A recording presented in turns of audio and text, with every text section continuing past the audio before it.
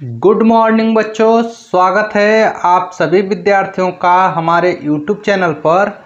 आज हम class 9th के लिए दो चरों वाले रैखिक समीकरण की शुरुआत कर रहे हैं। तो जितने भी विद्यार्थी अभी तक हमारे YouTube चैनल को सब्सक्राइब नहीं किए हैं, उनसे एक रिक्वेस्ट है कि हमारे YouTube चैनल को सब्सक्राइब कर लें, बेल आइकन दबा दें ताकि हमारे आगे आने वाली हर एक वीडियो की नोटिफिकेशन आपको मिलती रहे।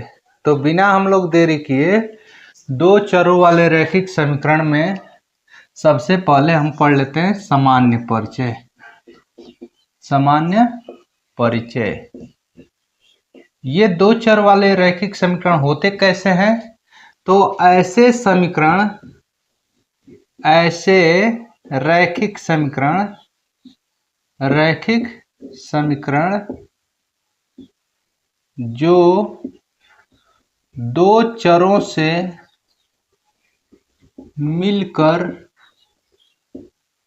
बने होते हैं, उन्हें दो चरों वाले रैखिक समीकरण कहते हैं। दो चरों वाले रैखिक समीकरण कहते हैं। अब ये समीकरण कैसे होते हैं, इसका व्यापक रूप अगर देखना है तो यहाँ हम लिख दे रहे हैं व्यापक रूप। दो चरों वाले रैखिक समीकरण का व्यापक रूप होता है ax plus B X plus C is equal to 0 के बराबर।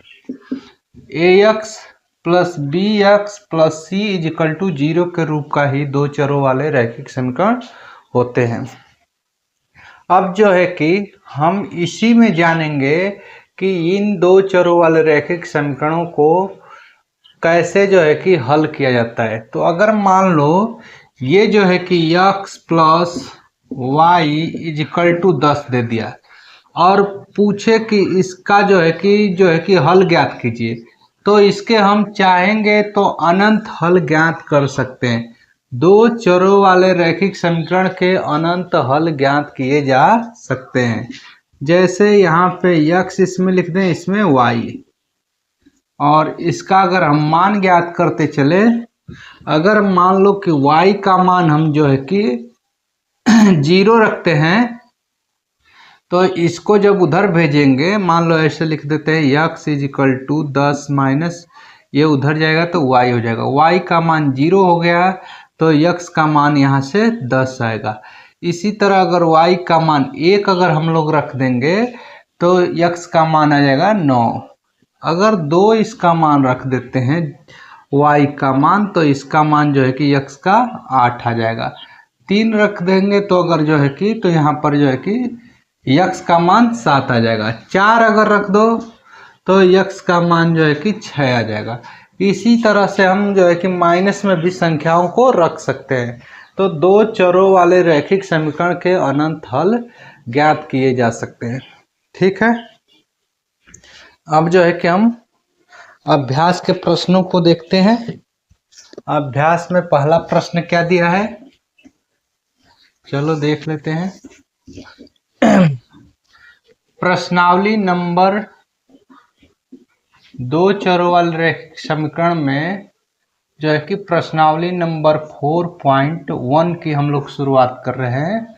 तो इसमें पहला क्वेश्चन दिया है, एक नोटबुक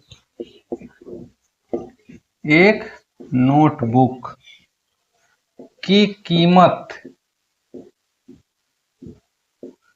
दिया है। एक नोटबुक की कीमत, एक कलम की कीमत, एक कलम की कीमत, एक नोटबुक और एक कलम की कीमत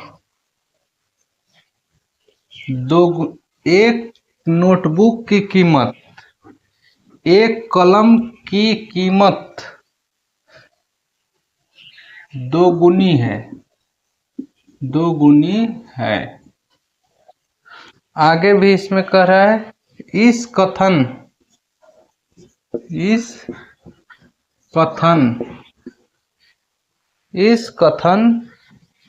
को निरूपित कीजिए, निरूपित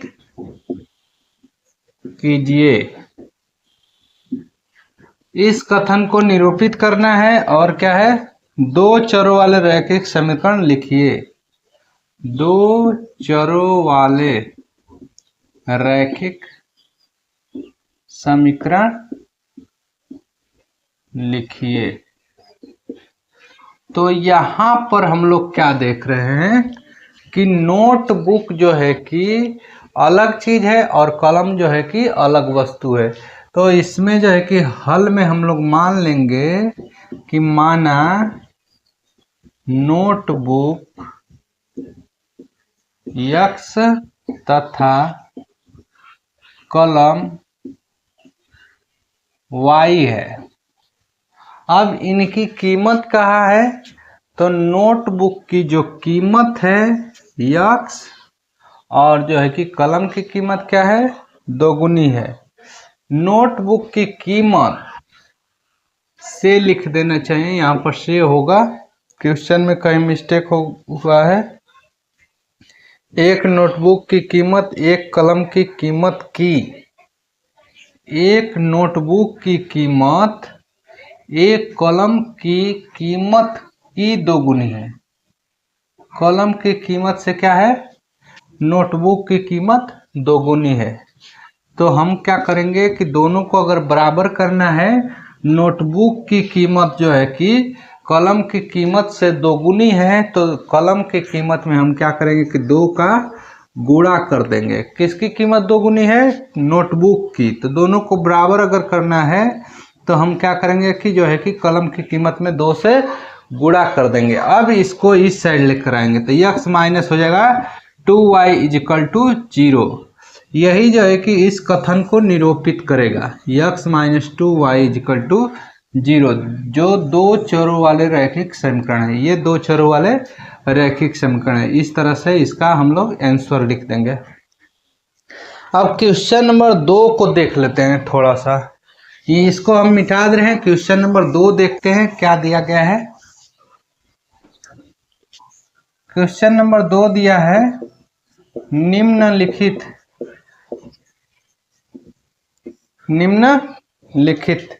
रैखिक समीकरण, रैखिक समीकरण 0x plus ax plus by plus c is equal to 0 के रूप में व्यक्त है। व्यक्त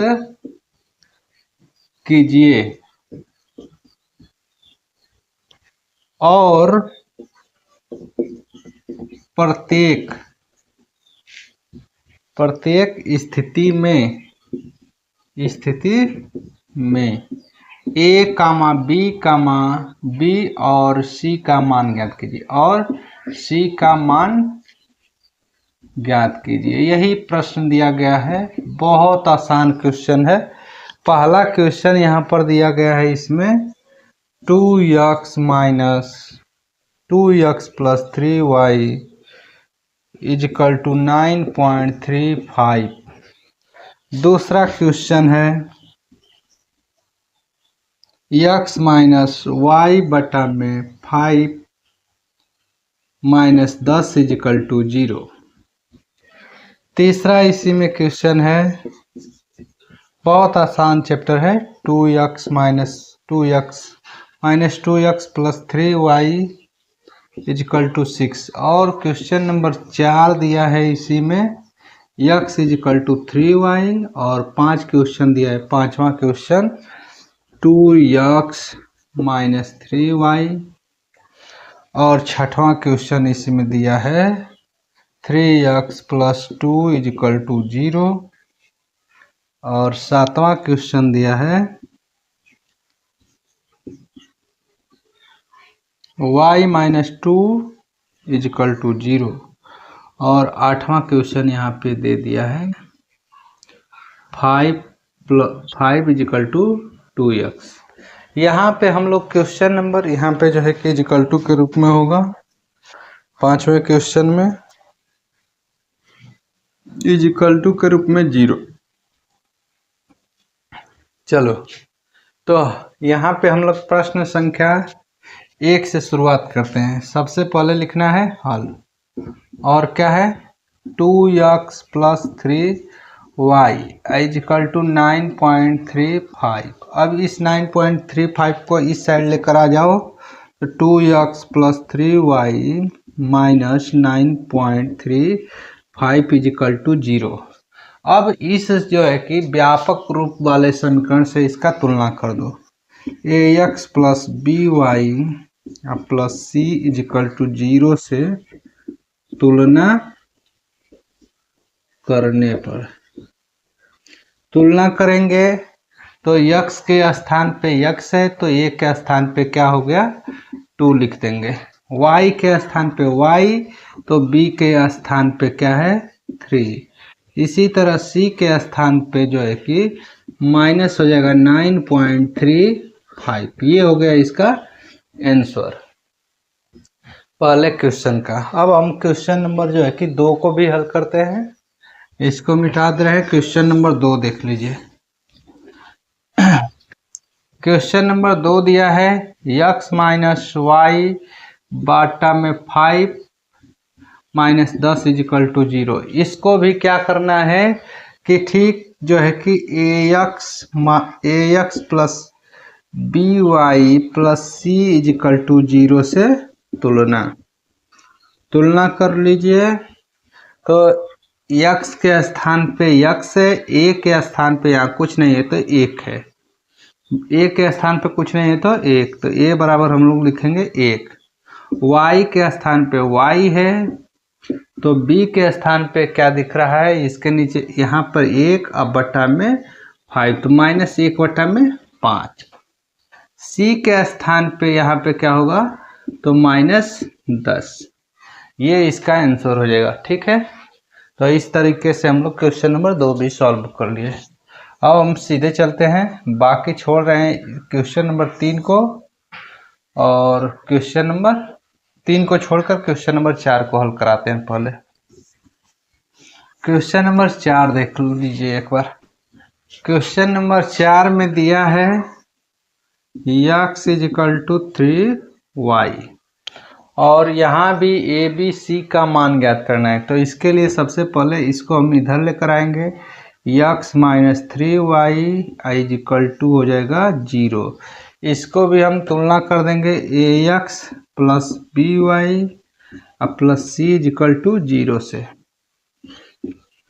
तो यहाँ x के स्थान पे x है तो a के स्थान पे यहाँ कुछ नहीं है तो 1, y के स्थान पे y तो b के स्थान पे माइनस 3।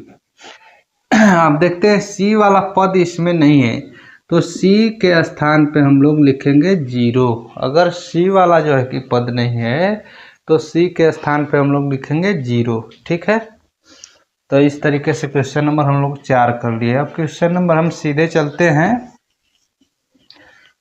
5 6 क्वेश्चन नंबर 6 को सॉल्व कराते हैं। 5 को सॉल्व करिएगा, क्वेश्चन नंबर 6 को सॉल्व कराते हैं। क्वेश्चन नंबर 6 दिया है 3x plus 2 is equal to 0 और पूछ रहा है ए बी सी का मान। तो इसके लिए हमें क्या करना होगा, इसमें जो है कि दूसरा चर जो है कि बी वाई वाला जो पद है बीच वाला वो हटा दिया, और ये 2 चरों वाला रैखिक समीकरण में इसको दिया है। तो इसको हमें लिखना है 3x प्लस 0 गुणे y plus 2 is equal to 0। जब इसका गुणा आपस में करेंगे तो इसकी कोई वैल्यू नहीं रह जाएगी पुनः, और समीकरण जैसा था वैसा ही हो जाएगा। ठीक है, तो इससे कोई मतलब, हमें बस जो है कि सवाल लगाने के लिए इसका मतलब है ना। तो आगे लिखेंगे हम लोग ax plus by plus c is equal to 0 से तुलना जब करेंगे हम लोग तो क्या देखेंगे, x के स्थान पे x है तो a के स्थान पे 3, y के स्थान पे y तो b के स्थान पे हो जाएगा 0। ठीक इसी तरीके से क्वेश्चन नंबर यहाँ पे हम लोग देख रहे हैं c के स्थान पे हो जाएगा 2। तो ऐसे ही सारे क्वेश्चनों को जो छूट रहे हैं उन सारे क्वेश्चनों को आप सभी हल करिएगा। आज के लिए हमारे इस वीडियो में 2 चरों वाले रैखिक समीकरण में इतना ही। सभी विद्यार्थियों को एक बार धन्यवाद।